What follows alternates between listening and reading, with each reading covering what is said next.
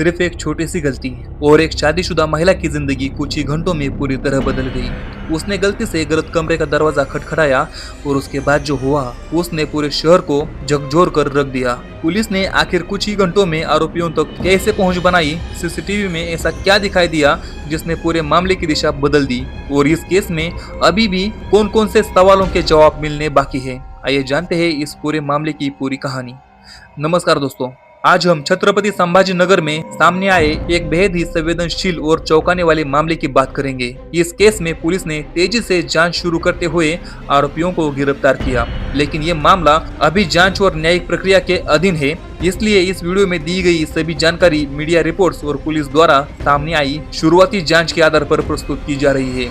हमारा उद्देश्य केवल जानकारी देना और लोगों को जागरूक करना है। तो दोस्तों, आखिर क्या हुआ था?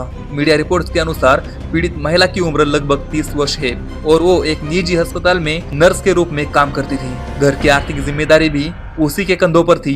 बताया जा रहा है कि आर्थिक परेशानी के कारण उसने अपने एक परिचित मित्र से पैसों की मदद मांगी। दोनों मिलने के लिए रेलवे स्टेशन के पास स्थित एक लॉज में पहुंचे और वहाँ एक कमरा लिया।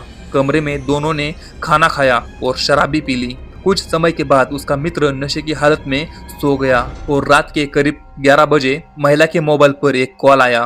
फोन पर बात करने के लिए वो कमरे से बाहर चली गई और यही तक सब कुछ सामान्य था, लेकिन अब एक छोटी सी गलती हुई और सब कुछ बदल गया। फोन पर बात खत्म करने के बाद महिला अपने कमरे की ओर वापस लौट रही थी, लेकिन नशे की वजह से वो अपने कमरे का नंबर भूल गई। कमरा नंबर 105 की जगह उसने गलती से 205 नंबर के कमरे का दरवाजा खटखटा दिया।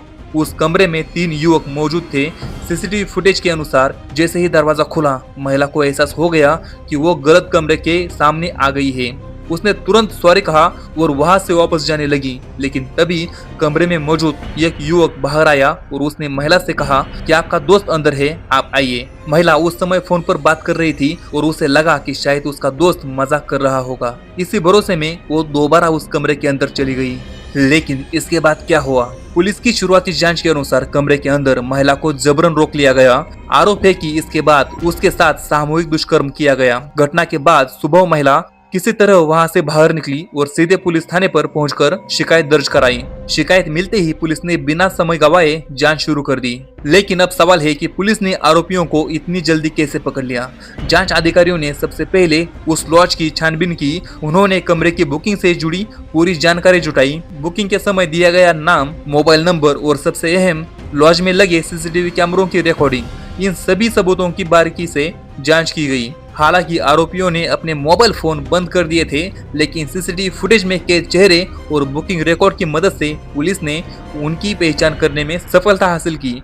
इसके बाद अलग अलग स्थानों पर तलाश अभियान चलाया गया और कुछ ही घंटों के भीतर तीनों आरोपियों को हिरासत में ले लिया गया। लेकिन इस मामले में अभी भी कई सवाल बाकी है। इस घटना के बाद कई सवाल उठ रहे हैं कि महिला गलत कमरे तक कैसे पहुंच गई? उसके साथ आया मित्र उस समय कहाँ था? क्या लॉज के कर्मचारियों को किसी तरह का शक नहीं हुआ?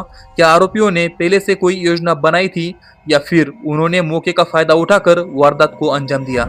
इन सभी सवालों के जवाब जांच पूरी होने के बाद ही सामने आएंगे। पुलिस ने इस समय मामले से जुड़े कई महत्वपूर्ण सबूत अपने कब्जे में ले लिए हैं। CCTV footage, mobile call details, lodge का रिकॉर्ड और अन्य तकनीकी साक्ष्यों के आधार पर जांच जारी है। तीनों आरोपियों के खिलाफ गंभीर धाराओं में मामला दर्ज किया गया है।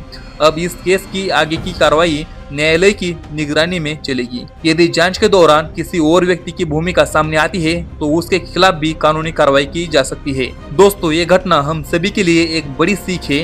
रात के समय किसी अनजान जगह पर जाते समय हमेशा सतर्क रहे। शराब या किसी भी नशे की स्थिति में अपनी सुरक्षा का विशेष ध्यान रखें। होटल या लॉज में प्रवेश करने से पहले कमरे का नंबर अच्छी तरह से जांच लें और सबसे महत्वपूर्ण, किसी भी अनजान व्यक्ति की बात पर बिना सोचे समझे भरोसा न करें। कई बार ऐसी छोटी छोटी सावधानियां बड़ी घटनाओं को होने से रोक सकती है। दोस्तों, फिलहाल इस मामले की जांच जारी है, इसलिए अंतिम निष्कर्ष न्यायालय की प्रक्रिया पूरी होने के बाद ही सामने आएंगे। इस वीडियो का उद्देश्य किसी व्यक्ति को दोषी ठहराना या किसी का पक्ष लेना नहीं है। हमने केवल मीडिया रिपोर्ट्स और पुलिस जांच में सामने आई जानकारी के आधार पर ये पूरा घटनाक्रम आपके सामने रखा है, ताकि समाज में जागरूकता बढ़ाई जा सके। अगर आपको ऐसी ही सच्ची घटनाओं का गहराई से विश्लेषण पसंद आता है तो वीडियो को लाइक करें और चैनल को सब्सक्राइब करें और बेल आइकॉन जरूर दबाएं। मिलते हैं अगली वीडियो में, तब तक के लिए जय हिंद, जय महाराष्ट्र।